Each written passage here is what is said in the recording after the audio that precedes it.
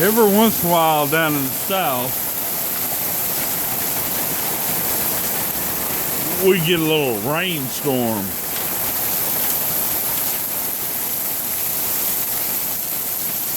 Now, I've traveled to Oregon quite a bit, and it rains there pretty much constantly. But they never see anything close to this. Ooh, it's kind of slowed up a little bit. It's still a ton.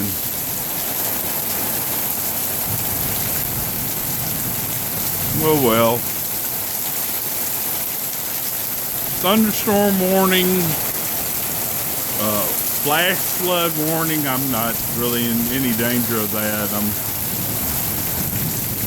well up where I am. I built my house well above any flooding that might happen.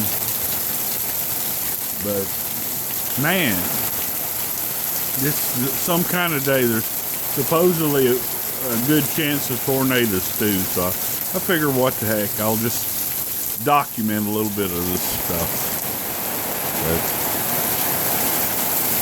I'll let y'all know how things go. But hey, this is one reason having nice big porches really works. Get out, check stuff out, and stay dry. Talk to y'all later. Bye-bye.